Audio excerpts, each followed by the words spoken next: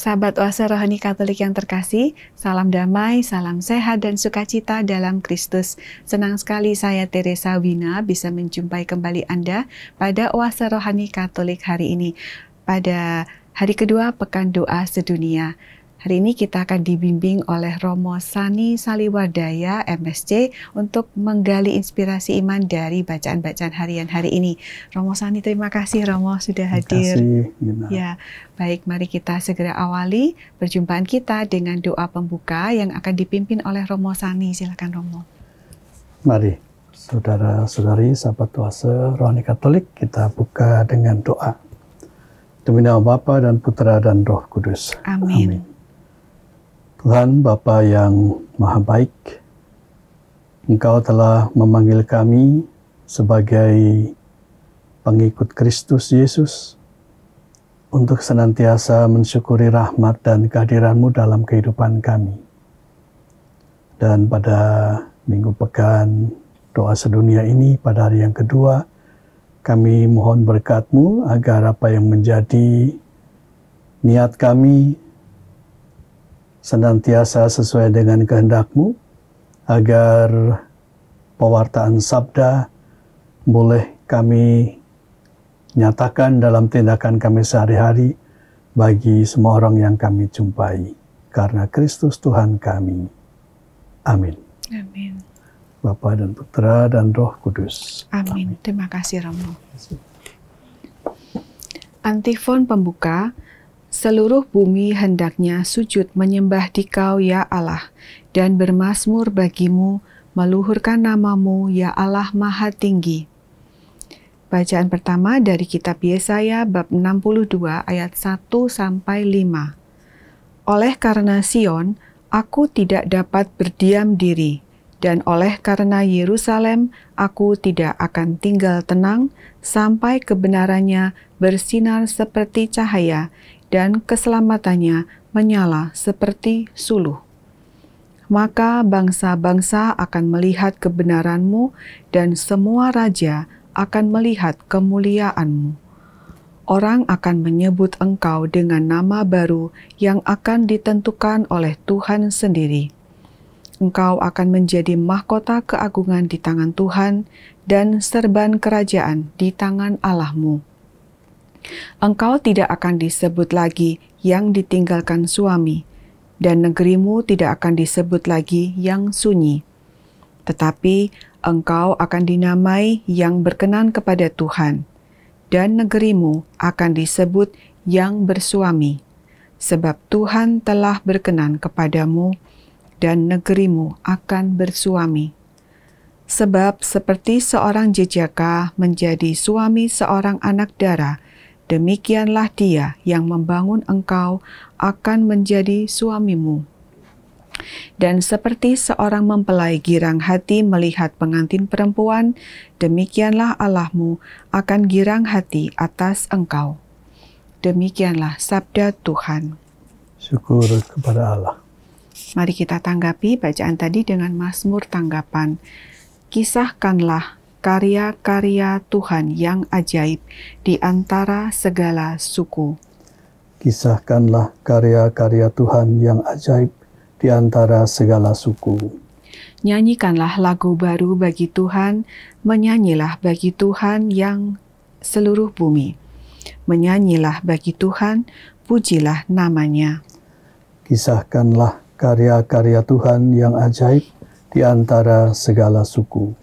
Kabarkanlah dari hari ke hari keselamatan yang datang daripadanya. Ceritakanlah kemuliaannya di antara bangsa-bangsa.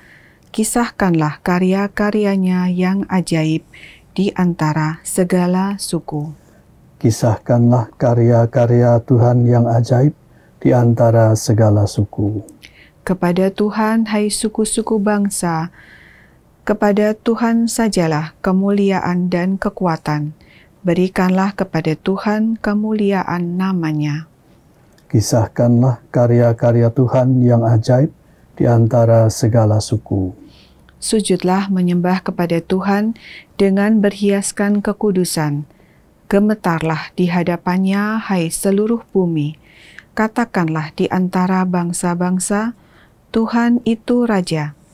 Ia akan mengadili bangsa-bangsa dalam kebenaran. Kisahkanlah karya-karya Tuhan yang ajaib di antara segala suku. Bacaan kedua dari surat pertama Rasul Paulus kepada jemaat di Korintus, bab 12 ayat 4-11. Saudara-saudara, ada rupa-rupa karunia, tetapi hanya ada satu roh. Dan ada rupa-rupa pelayanan, tetapi hanya ada satu Tuhan. Dan ada berbagai-bagai perbuatan ajaib, tetapi Allah adalah satu yang mengerjakan semuanya dalam semua orang. Tetapi kepada tiap-tiap orang dikaruniakan pernyataan roh untuk kepentingan bersama. Kepada yang seorang, roh memberikan karunia untuk berkata-kata dengan hikmat, dan kepada yang lain, roh yang sama memberikan karunia berkata-kata dengan pengetahuan. Kepada yang seorang, roh yang sama memberikan iman, dan kepada yang lain, ia memberikan karunia untuk menyembuhkan. Kepada yang seorang, roh memberikan kuasa untuk mengadakan mukjizat, dan kepada yang lain, ia memberikan karunia untuk bernubuat. Dan kepada yang lain lagi, ia memberikan karunia untuk membedakan bermacam-macam roh. Kepada yang seorang, ia memberikan karunia untuk berkata-kata dengan bahasa roh, dan kepada yang lain, ia memberikan karunia untuk menafsirkan bahasa roh itu. Tetapi semuanya ini dikerjakan oleh roh yang satu dan sama. Ia memberikan karunia kepada tiap-tiap orang secara khusus, seperti yang dikehendakinya. Demikianlah sabda Tuhan. Syukur kepada Allah. Baik sahabat Oase Rohani Katolik yang terkasih, mari kita siapkan hati untuk mendengarkan Injil suci, diawali dengan bait pengantar Injil. Silakan Romo.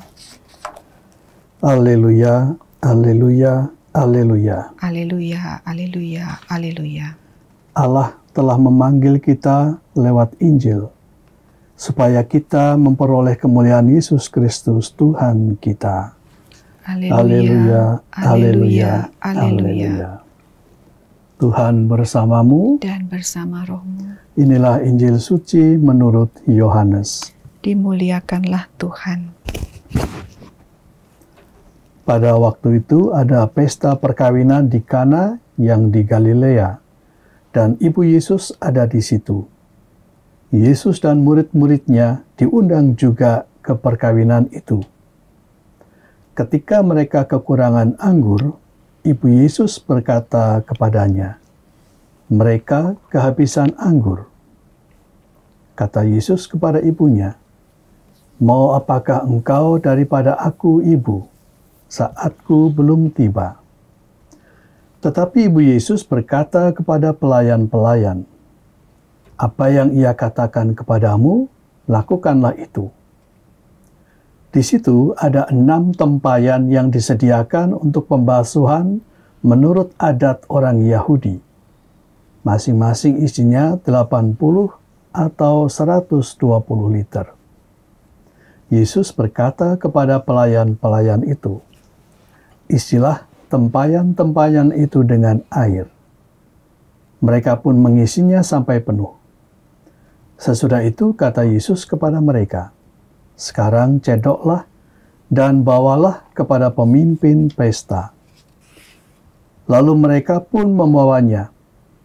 Setelah pemimpin pesta itu mencicipi air yang telah menjadi anggur itu, dan ia tidak tahu dari mana datangnya, tetapi pelayan-pelayan yang mencedok air itu mengetahuinya, ia memanggil mempelai laki-laki dan berkata kepadanya, "Setiap orang menghidangkan anggur yang baik dulu, dan sesudah orang puas minum, barulah yang kurang baik. Tetapi engkau menyimpan anggur yang baik sampai sekarang." Hal itu dilakukan Yesus di Kana yang di Galilea sebagai yang pertama dari tanda-tandanya. Dengan itu Yesus telah menyatakan kemuliaannya, dan murid-muridnya percaya kepadanya. Demikianlah sabda Tuhan. Terpujilah Kristus. Sahabat Oase Rohani Katolik terkasih, mari kini kita pelajari bersama-sama bacaan harian hari ini. Romo Sani, dari bacaan-bacaan ini kita bisa belajar apa, Romo? Silakan. Yang menarik bagi saya dari Injil Yohanes ini, kisah perkawinan di Kana merupakan kisah yang khas dari Injil Yohanes. Ya. Dan di sinoptik tidak satu pun disebut tentang itu. Dan menarik juga untuk diperhatikan bahwa Yesus dan Maria ibunya serta murid-muridnya ini menghadiri upacara perkawinan itu. Memang mungkin ini semacam satu kebiasaan barangkali ya, orang di satu daerah ada perkawinan kan satu acara yang besar. Mereka pasti diundang. Tetapi bagi saya ini bukan satu kebetulan. Ini menjadi satu tanda bahwa Allah dalam diri Yesus dan tentu dengan Maria mau menyertai perjalanan seluruh hidup manusia. Kita tahu bahwa dalam tradisi Yahudi, perkawinan itu satu peristiwa yang penting. Dan saya pernah mendengar katanya bisa dirayakan sampai 7 hari, 7 malam. Iya. Dan itulah letak kepentingannya. Dan menjadi satu upacara yang besar. Yesus, kita tahu dari Injil Yohanes bab 1, yang dikatakan di sana bahwa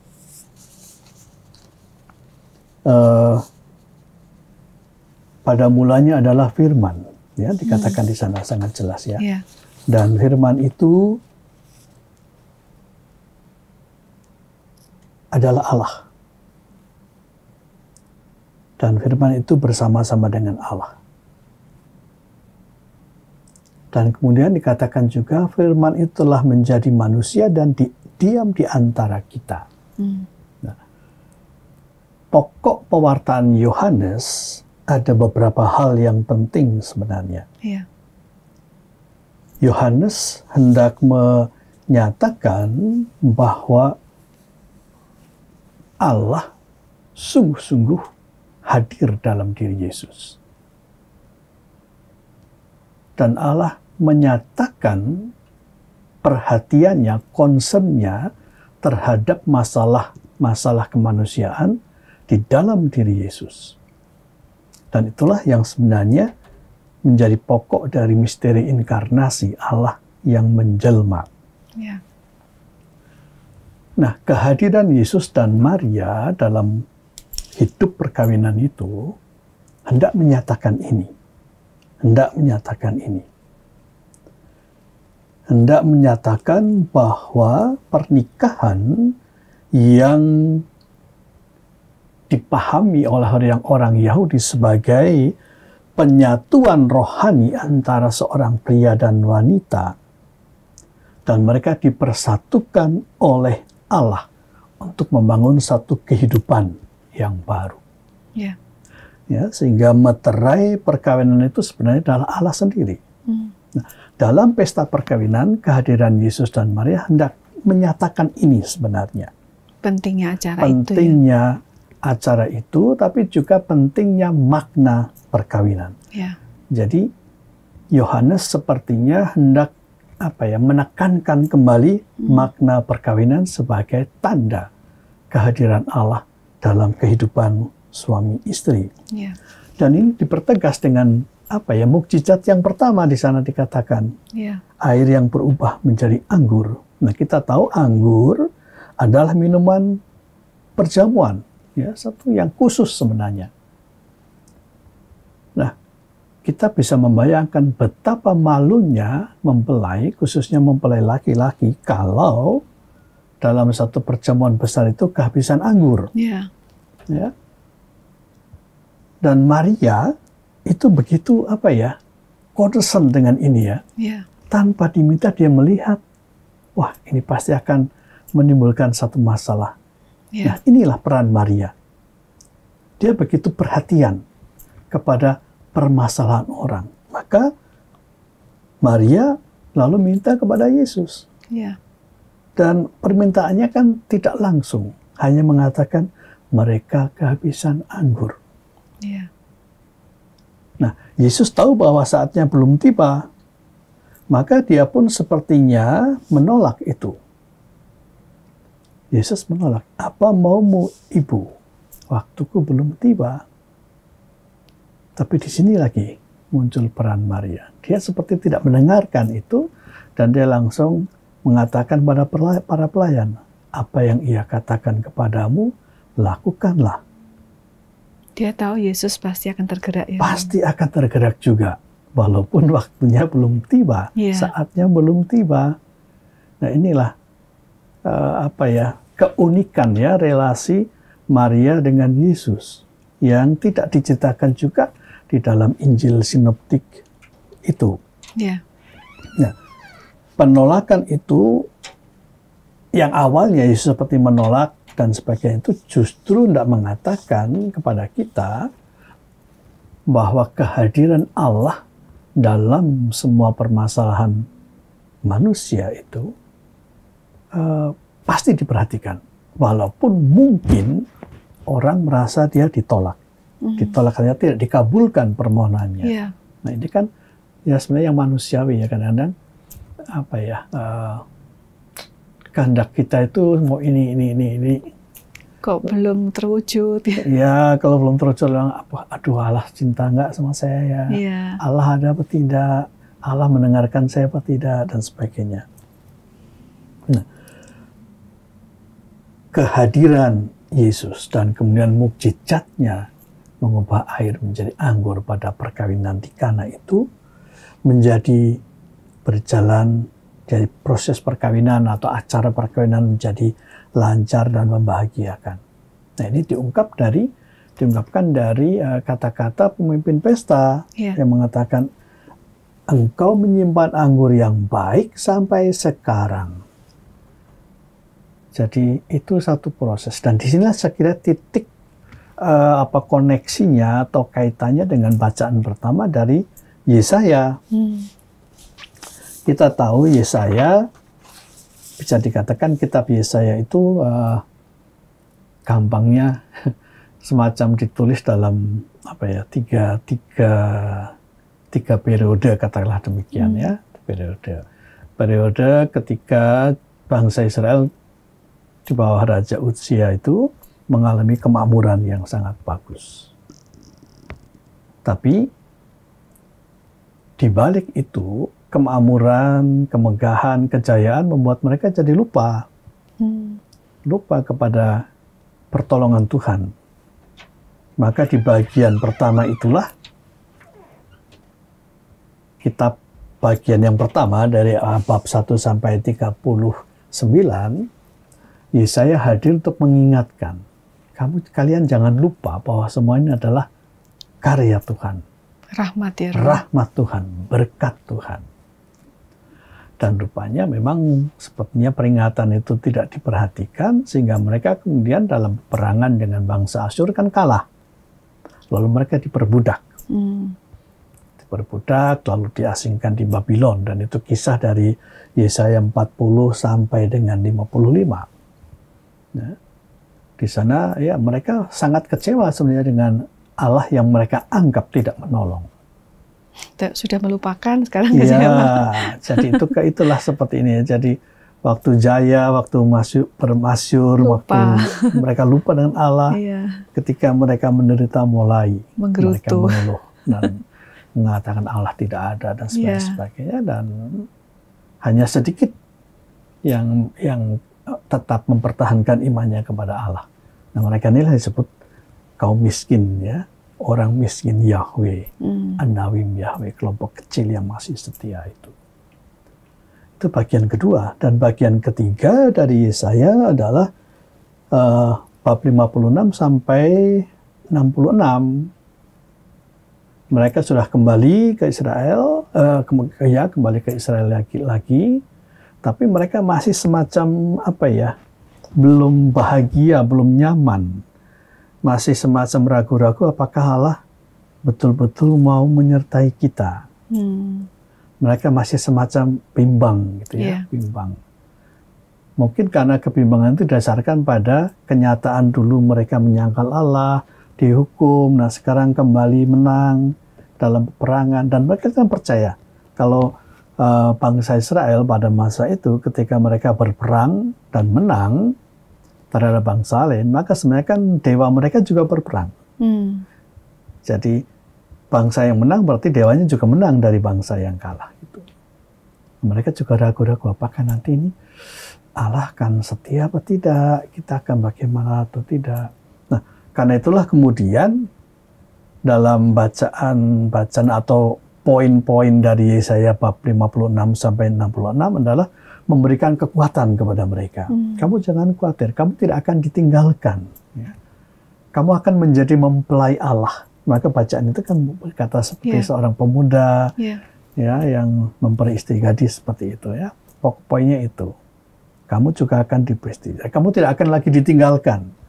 Ya, dikatakan di bab di sana juga namamu tidak akan lagi dinamakan yang kesepian seperti itu. Jadi karena Allah akan menyertai kamu. Jadi saya kira poin penting dalam bacaan kita hari ini mungkin mau menekankan ini penyertaan Allah dalam kehidupan kita. Dan khususnya dalam kehidupan perkawinan. Ya. Saya suka menyoroti ini karena memang ini dua hal yang di gereja kita, lembaga perkawinan kita kan bukan digoncang sebenarnya, tapi menurut saya mengalami satu penurunan makna barangkali itu ya, dan ini memang harus dievaluasi baik-baik. Harus selalu dikembalikan. Tapi memang tidak gampang untuk ini. Ya. Dan bacaan yang kedua tentang karunia-karunia roh dari Korintus itu. Korintus kan juga sebenarnya umat baru ya. Jemaat baru yang dibangun oleh Paulus. Nah mereka ada euforia kekristenan. Ya. Euforia tentang karunia-karunia roh. Ya. Sehingga euforia itu membuat mereka lalu bertentangan satu sama lain. Oh, yang ini lebih bagus, yang aku dapat lebih bagus, ini bagus. Mereka lalu berkelahi satu sama lain, menonjolkan karismanya, karunianya. Yang kalau untuk bacaan kedua tentang karunia-karunia kita nanti akan bahas lagi di yang sesi yang kedua ya Romo ya. Tadi Romo sangat menarik kayak membuka tirai satu konsep. Tadi Romo katakan Yesus, Bunda Maria, murid-muridnya hadir di pernikahan Kana. Jadi itu kayak memperkuat makna pernikahan ya Romo. Betul. Baik, nanti kita lanjutkan lagi pembahasan itu di sesi yang kedua ya Romo. Baik. Sahabat Oase Rohani Katolik yang terkasih, kita akan rehat sejenak. Kita akan endapkan dulu apa yang sudah disampaikan oleh Romo Sani tadi, dan kita akan lanjut lagi di sesi yang kedua.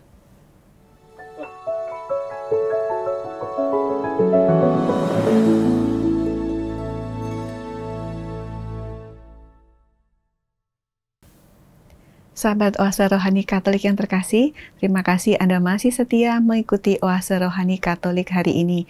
Masih bersama dengan Romo Sani Saliwardaya MSc dan saya Teresa Wina. Bagi Anda yang ingin menyampaikan masukan atau pesan yang lain, silakan di email ke orkkaj2021@gmail.com atau ke WhatsApp nomor 0881 0251 33438. Baik, tadi Romo sudah di sesi yang pertama membahas bacaan Injil, bacaan pertama dan sedikit bacaan kedua. Mari kita lanjutkan pembahasan dari bacaan-bacaan hari ini. Silakan Romo. Baik. Saya mereview sedikit tentang kaitannya bacaan Injil dengan bacaan pertama itu tentang perkawinan, ya. Dan saya juga mengatakan bahwa lembaga perkawinan gereja kita semacam menurun, artinya mengalami satu penurunan makna begitu. Nah, ini kita perlu evaluasi. Nah, barangkali bacaan kedua bisa menjadi titik tolak kita untuk memperbaiki itu, karena di bacaan kedua kan berbicara tentang karunia-karunia roh. Yeah. Nah, dan kita mestinya di lembaga perkawinan suami dan istri mestinya berani saling mengakui, saling menemukan talenta-talenta pasangan masing-masing, dan itu dipakai untuk saling menguatkan. Ya, tidak jarang bukannya saling menemukan talenta, tetapi justru saling mencari dan menemukan ketidaknyamanan itu. Hal-hal yang negatif. Hal-hal yang negatif. Dan ini kan memang menjadi tantangan sebenarnya untuk kita. Memang kita harus tahu bahwa masalah perkawinan itu tidak pernah disebabkan oleh satu sebab. Ada banyak sebab, pasti banyak sebab. Ya. Dan ya, saya beberapa kali menemui dan menemukan pasangan-pasangan yang datang kepada saya dengan mengeluh. Romo, perkawinan di gereja Katolik itu sulit, repot, ribet gitu. Jadi, udahlah kita sipil saja, atau kita ke gereja lain yang lebih gampang gitu, datang langsung berkat. Ya, saya diam saja, saya mau apa, jawab dengan ini kan sulit. Padahal sebenarnya kursus perkawinan kita kan sudah dipersingkat. Iya, dulu sangat-sangat kan pendek 6 bulan sekali. Ya, sebulan sekali, lalu seminggu sekali ya. Sekarang kan diborong Jumat 1 minggu gitu ya. Iya, Romo. Nah, ini bukannya tidak baik, tetapi bagi saya sebenarnya lalu KPP itu, kursus persiapan perkawinan, lalu menjadi semacam pengetahuan saja, bukan penghayatan. Formalitas saja. Padahal kalau dengan ada antara kan, dikasih pelajaran ini lalu bisa direnungkan. Lalu biasanya kan sebelum masuk lalu diajak sharing apa yang kamu temukan dari itu, sehingga ada pengendapan lah istilahnya. Tapi saya kira ini bukan satu-satunya masalah. Ada masalah lain yang memang ya generasi stroberi katanya begitu ya, yang kelihatannya bagus tapi ternyata lemah lembek gitu ya. Dan memang menghadapi tantangan itu orang muda sekarang itu agak lemah ya, agak lemah. Jadi ketika ditantang mereka mundur, ya, atau maju tapi enggan-enggan gitu. Nah, padahal hidup perkawinan kan bukan selalu mulus, kan selalu ada tantangan. Namanya dua orang yang dipersatukan dengan background yang sangat berbeda. Dan ini kan tidak mudah. Gitu. Dalam tidak keluarga mudah. aja kadang bisa bentrok ya, Romo, nggak sama. Betul. Dan ini kan, ya memang tidak gampang. Ya. Saya pernah mengatakan dalam satu sharing waktu saya memberkati perkawinan. Saya bilang, kalian yang hidup dalam dunia perkawinan itu atau hidup berkeluarga, untuk saya itu jauh lebih berani daripada saya yang sebagai seorang imam dan religius. Karena kamu akan bertemu terus dua orang itu sampai kapan? Tiap hari, tiap menit, tiap detik. Ya. Kami yang religius kan, imam itu satu paroki dengan si A misalnya tidak cocok, ngomel ke uskup, mengeluh ke uskup, dipindah, selesai. Tapi kalian kan tidak bisa, tidak bisa. Dan inilah sebenarnya persiapan atau kursus persiapan perkawinan. Kenapa kok diperpendek? Itu kadang-kadang saya bertanya dalam hati sebenarnya. Sedangkan pendidikan para imam kan 6-8 tahun tidak pernah bisa diperpendek dari dulu. Toh tetap ada yang tidak cocok lah satu sama lain gitu.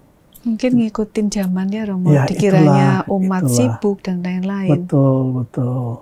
Tapi bagi saya sebenarnya satu lembaga yang begitu penting dalam gereja, lembaga perkawinan, mestinya tidak bisa disimpelkan seperti itu ya. Tapi memang kita harus membuat evaluasi lah, saya pikir.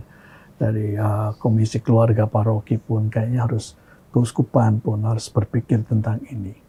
Tidak bisa langsung disimpulkan. Padahal tadi Romo katakan di sesi yang pertama kan, Yesus aja hadir gitu ya.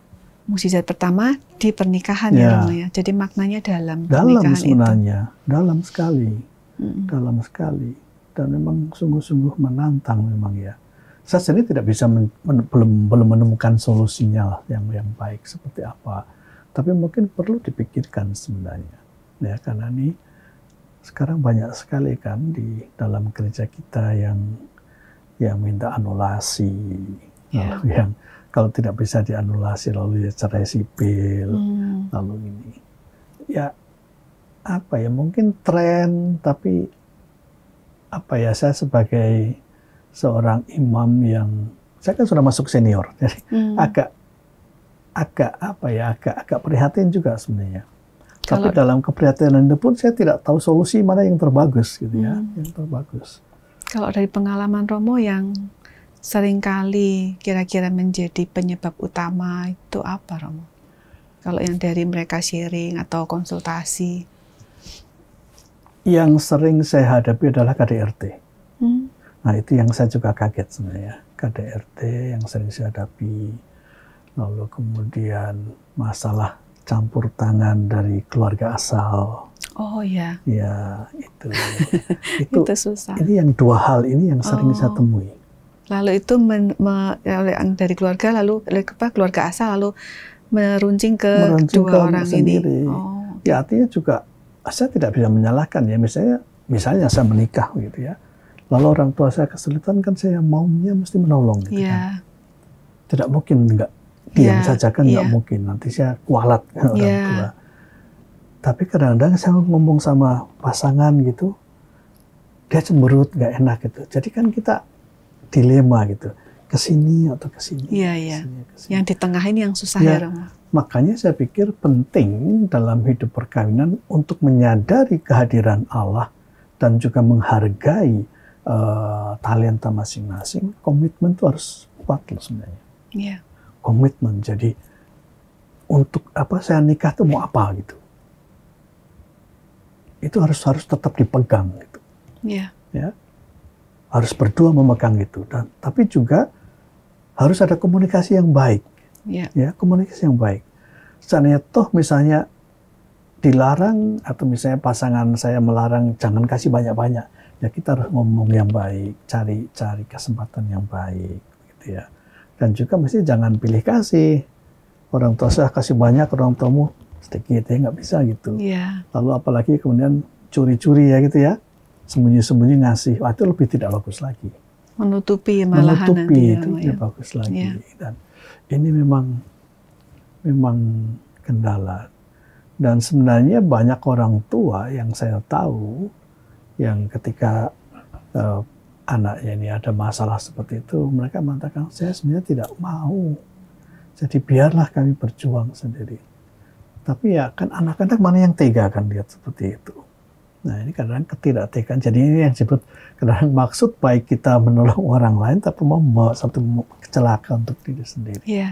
Jadi ini memang perlu kita kaji sebenarnya. Jadi lembaga perkawinan kita, jadi bukan lembaga perkawinan inti saja, tapi mungkin kaitannya dengan keluarga semenda, dengan keluarga asal kita, bagaimana itu menjadi baik. Dan saya kira ini harus ada katekese untuk semua, saya kira, untuk semua.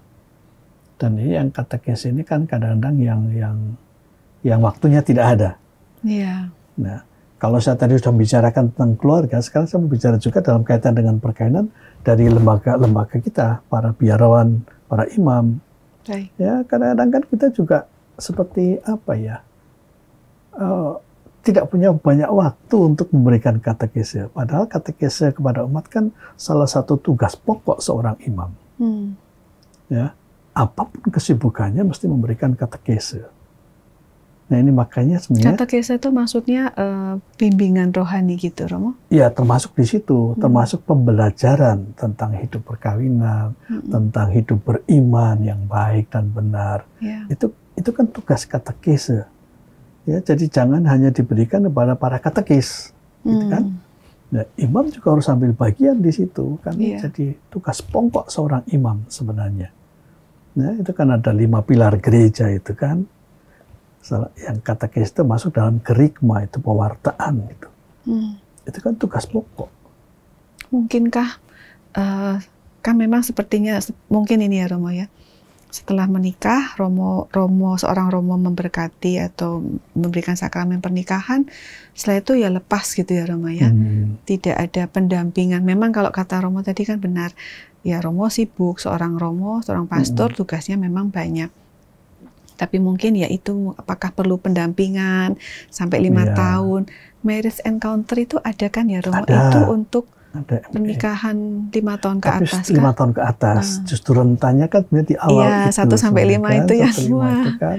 Nah ini yang kurang ada pendampingan sebenarnya. Kurang ada pendampingan. Syukur sekarang ada beberapa komunitas-komunitas ya yang membuat pertemuan untuk doa, untuk apa. Dan itu saya kira membantu juga, itu bagus juga sebenarnya, komunitas-komunitas macam-macam itu. Kemarin ada juga saya dengar teman saya ikut pendidikan untuk konseling di konseling pastoral atau apa istilahnya gitu. Jadi awam belajar untuk menjadi konselor gitu. Iya. Ya itu di Semarang ada kan dari orang-orang MSF itu. Itu ada mereka pusat konseling keluarga, pusat pastoral keluarga. Iya. Itu bagus juga seperti itu rasanya, tiap keuskupan atau tiap dekanat ada, itu kan bagus ya. Karena ya bayangkan kalau misalnya pusat konseling keluarganya ada di DKP sini, lalu orang dari Tangerang kan jauh-jauh, aduh kasihan juga. Di dekanat sana juga ada. Memang harus cari orang sih untuk itu ya, untuk orang-orang yang memang menangani dan punya concern terhadap keluarga, untuk pendampingan keluarga itu. Saya kira sangat penting untuk ke depan. Kalau tidak salah di Komisi Kerasulan Keluarga di Keuskupan Agung Jakarta, kita bisa minta juga mungkin kalau ada sahabat kuasa rohani Katolik yang sedang menghadapi masalah keluarga, bisa menghubungi komisi itu untuk minta bantuan psikolog atau apa gitu, Romo. Bagus tuh, bagus. Harus ada menurut saya. Harus ada. Kan tidak gampang sekarang hidup berkeluarga, tidak gampang, tantangannya begitu kompleks. Katanya memang yang minta anulasi atau apa, minta berpisah itu bahkan kadang ada yang berapa hari setelah menikah, setelah pesta besar, setelah meriah gitu, lalu ada aja masalah gitu ya. Itu memang ya kita mesti beri perhatian pada mereka. Menurut Romo, kalau misalkan sepasang suami istri menghadapi masalah itu, kira-kira apa yang mesti dilakukan awal, Romo? Saya biasanya ketika menghadapi ini, saya panggil satu-satu untuk cerita gitu ya. Nah, ketika ceritanya tidak cocok, saya minta izin, boleh nggak ketemu bareng kita ngomong. Banyak yang nggak mau loh. Nah, ketika mereka nggak mau, berarti waduh ini cuma orang Jawa bilang wadul-wadulan gitu ya. Berarti ada hal-hal yang di luar itu sebenarnya. Iya.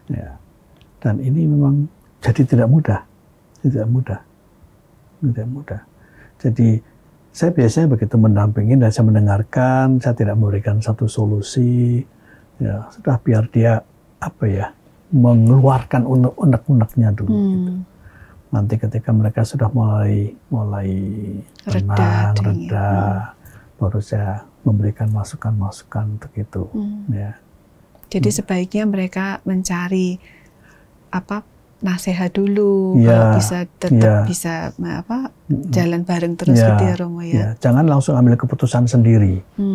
Ya, apalagi keputusan yang diambil dalam satu suasana emosional itu pasti tidak baik.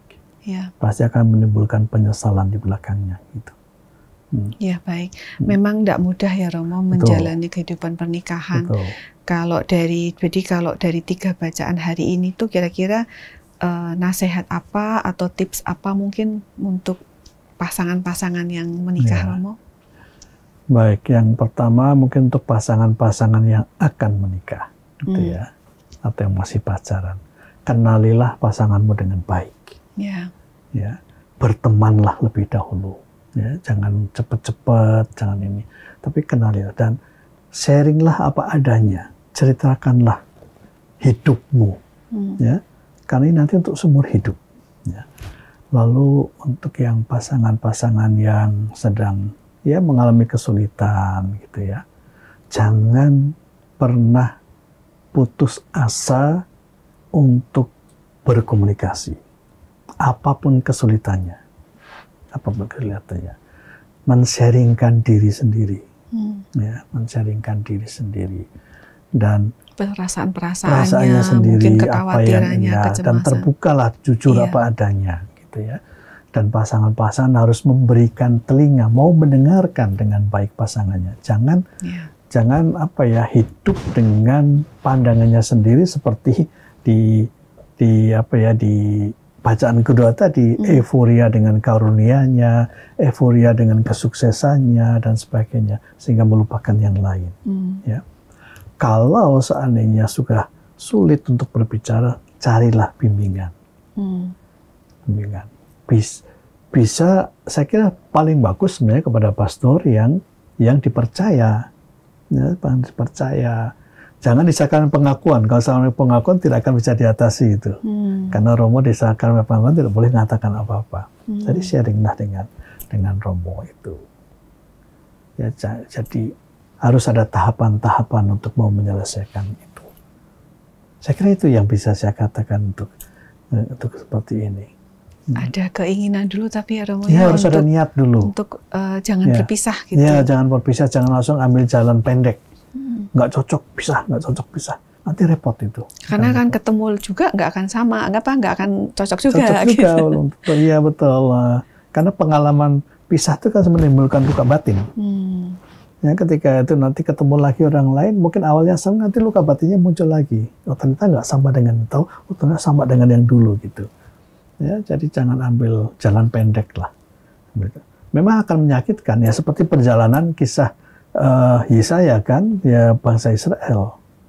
Itu kan juga memang perjalanan cukup panjang gitu, untuk mereka kembali percaya kepada Allah, untuk bisa lagi nyaman dengan hidupnya dan nyaman dengan dirinya. Itu kan panjang perjalanannya, bukan cuma setahun 2 tahun, panjang buat mereka itu. Ya kita memang begitu, memang hidup itu memang begitu ya. Memang ini. Saya senang mengumpamakan dengan mengatakan orang perjalanan hidup kita seperti air mengalir. Ya, tapi ada balok yang menghadang, kan air akan berhenti. Belok. Ya, dia akan cari belokan lagi. Tapi dia akan bisa melampaui air ini, halangan ini, kalau airnya semakin banyak kan. Baru dia meluap, dia jalan lagi. Maka begitu, ketika kita menghadapi tantangan, kita jangan putus asa, kita tetap berdoa. Itu seperti menambah volume air rahmat dalam kehidupan kita. Sampai kapan ya kita nggak tahu kan, itu kehendak Tuhan. Sampai kita bisa meluap, melewati tantangan itu, kita bisa jalan lagi, mengalir lagi. Rahmat Allah juga seperti air, hidup kita juga seperti air. Kadang-kadang terhalang, ya kita harus tetap setia. Menampung sampai kemudian meluap. Seperti itu, baru bisa jalan lagi saya kira. Semoga kita tetap sabar terus ya Romo, ya, menambah volume air tersebut hingga bisa melewati tantangan hidup. Ya, betul. Apakah ada tambahan lain dari Romo? Gini, saya sering mengatakan orang sabar-sabar gitu ya. Memang sulit tuh mengatakan sabar, ya, menjalankan sabar. Jadi saya jarang mengatakan sabar, tapi saya suka pakai komitmen itu tadi. Karena dalam komitmen itu ada muncul sebenarnya sabar, tapi komitmen itu lebih dari sabar sebenarnya. Satu niat untuk kembali merenungkan dulu saya pertamanya itu mau apa gitu. Misalnya dalam hidup perkawinan ya dulu mengapa saya mau nikah. Nah ini yang kemudian. Nah kalau bilang ya semua orang menikah tentu mencari kebahagiaan. Kebahagiaan itu bukan datang dari langit blek gitu ya jatuh enggak. Kebahagiaan satu proses. Dan itu harus kita cari, kita temukan bersama dengan pasangan. Dan ini harus ada komunikasi yang baik. Kalau tidak akan jadi. Kuncinya bersama pasangan ya. Bersama pasangan, selalu bersama pasangan. Jangan mengeluhnya ke orang lain. Mencari gitu kan. kebahagiaan sendiri-sendiri. Betul, sering begitu. Iya, baik. Ya. Terima kasih banyak Romo untuk semua nasihat, tipsnya, inspirasinya. Semoga kita semua bisa menjalaninya meskipun sulit ya Romo. Sulit. Tidak gampang. Baik, mari kita tutup ya Romo. Baik. Kita tutup Oase Rohani Katolik hari ini dengan doa penutup dan berkat nanti Romo. Silakan. Demi nama Bapa dan Putra dan Roh Kudus. Amin. Tuhan Bapa yang Maha Baik, terima kasih atas inspirasi sabda yang Kau berikan kepada kami semua, dan juga inspirasi untuk mulai merefleksikan kembali hidup perkawinan kami, hidup perkawinan gereja. Kiranya Engkau senantiasa melindungi kami. Kami sering tahu Tuhan, bahwa melalui sakramen perkawinan Engkau hadir di dalam keluarga kami masing-masing. Tetapi dalam kenyataannya kami sedikit mengalami tantangan dan mengalami hambatan.